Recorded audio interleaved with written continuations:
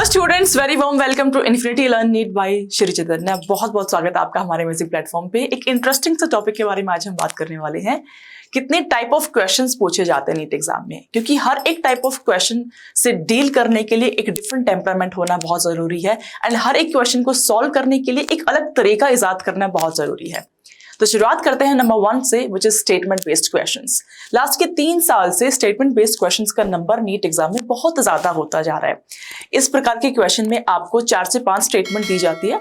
Out of the following statement कौन सी correct है, कौन सी इनकरेक्ट है, which ones are not true, which ones are not false, इस तरह के सवाल आपसे पूछे जाते हैं।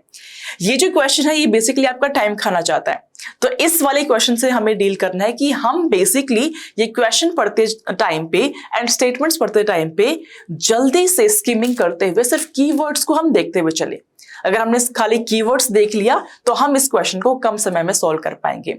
एग्जामिनर का इंटेंट इस क्वेश्चन को लेकर कि आपका टाइम वेस्ट कराना है और वो हमें नहीं करने देना है, ताकि हम कम समय में ज्यादा क्वेश्चंस को सॉल्व कर पाए। तो इस तरह के क्वेश्चन से डील करने के लिए कीवर्ड्स मार्क कर लो, that will help you out. Number 2 type is match the column type of question. इसका तादाद भी हर साल बढ़ता जा रहा है। मैच द कॉलम में we have column 1 and column 2। Column 1 में आपको या तो ऑर्गेनिज्म दिया, फॉर एग्जांपल मैं बायो की बात करूं तो कॉलम 2 में इसके रिलेशन में कुछ कैरेक्टरिस्टिक आपको दे दिया है।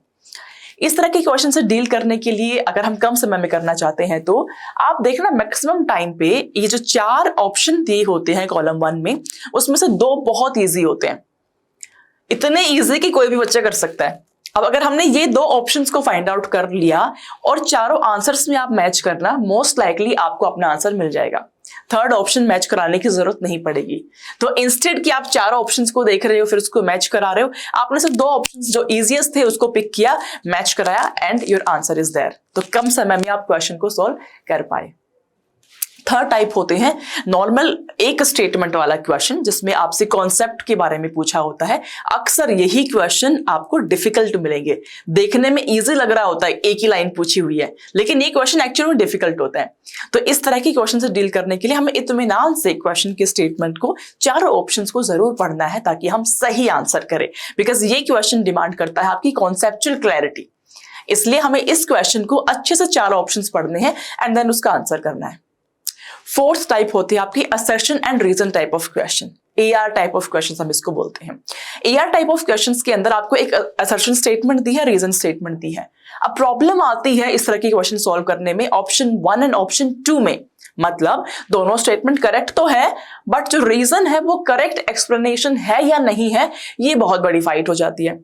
तो इस क्वेश्चन को सॉल्व करने के लिए आपने करना क्या है, जो फर्स्ट स्टेटमेंट आपको दी है असर्शन, आप उसको पढ़िए, उसके पीछे एक बहुत बड़ा क्वेश्चन मार्क आप लगा दीजिए। अगर उस क्वेश्चन का आंसर आपको रीजन में मिल रहा है तो आंसर ऑप्शन 1 कर दो, और अगर नहीं मिल रहा है तो ऑप्शन 2 कर दो, क्योंकि जो असर्शन स्टेटमेंट है वो कंप्लीटली कॉम्प्लीमेंट करना चाहिए रीजन को। तो अगर reason is the correct explanation, ये फाइंड आउट करने का सबसे इजीएस्ट तरीका है क्वेश्चन मार्क लगाओ। उस क्वेश्चन का आंसर मिल रहा है तो फटाफट से ऑप्शन 1 करो, अदरवाइज 2 स्टेटमेंट है ठीक करेक्ट है दोनों, तो ऑप्शन 2 करेंगे। और अक्सर इस तरह के क्वेश्चन में एग्जामिनर आपके माइंड से प्ले करता है। वो करते क्या है, 2 स्टेटमेंट सही डालेंगे एंड ऐसा नहीं है कि दोनों स्टेटमेंट का कुछ लेना देना ही नहीं है, दूर दूर तक कुछ ना कुछ कोरिलेशन होगा, बट एग्जैक्ट आंसर नहीं होगा, तभी तो क्वेश्चन डिफिकल्ट बनेगा। तो हमें इसकी तैयारी करनी है पूरी, क्वेश्चन मार्क लगा करके आंसर निकालना है। फिफ्थ टाइप ऑफ क्वेश्चंस होते हैं आपके डायग्राम बेस्ड क्वेश्चंस। बायोलॉजी में स्पेशली आप 24 का पेपर उठाना, 23 का पेपर उठाना, आपको देखने को मिलेगा कि डायग्राम्स पे बहुत क्वेश्चन आए हुए हैं। अच्छा, पहले तो डायग्राम में सिंपल लेबलिंग पे क्वेश्चन आते थे, लेकिन अब लेबलिंग भी पूछते हैं और उसका कुछ ना कुछ कैरेक्टरिस्टिक्स भी आपसे पूछ लेते हैं, विच मेक्स देम डिफिकल्ट। तो डायग्राम्स पे आपको फुल फोकस होना चाहिए। भैया बायो में तो जितने भी आपके डायग्राम्स है बड़े आराम से उनको देख सकते हैं। डायग्राम पढ़ने से, देखने से तो बायोलॉजी ज्यादा ही हमें याद रिटेन रह पाती है, तो डायग्राम जरूर देख करके आना।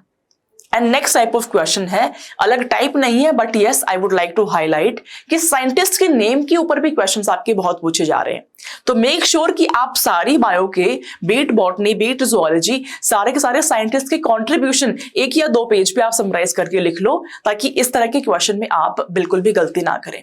मेरी साइटोलॉजी से साइंटिस्ट के नाम पे क्वेश्चन पूछे गए हैं, मेरे जेनेटिक्स से क्वेश्चन पूछे गए हैं, बायोटेक्नोलॉजी से भी एक बार क्वेश्चन आया हुआ साइंटिस्ट के नाम को लेकर के। तो साइंटिस्ट के नाम जो है बहुत ज्यादा इंपॉर्टेंट है, डिस्कवरी किसने करी है, किस चीज की डिस्कवरी करी है, इसको भी आप अच्छे से देख करके जाना।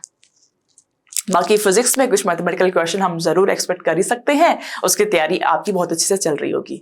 आई होप आपको ये सेशन अच्छा लगे एंड आपके 2025 में कुछ ना कुछ मार्क्स का इजाफा जरूर हो। Let me know in the comment section कि आपको ये सेशन कैसा लगा, और कुछ अलग टाइप अगर आपके दिमाग में आ रहा हो क्वेश्चन का तो कमेंट्स में बताना, उससे कैसे डील करना है आपको कमेंट्स में आंसर मिलेगा। Stay tuned everyone.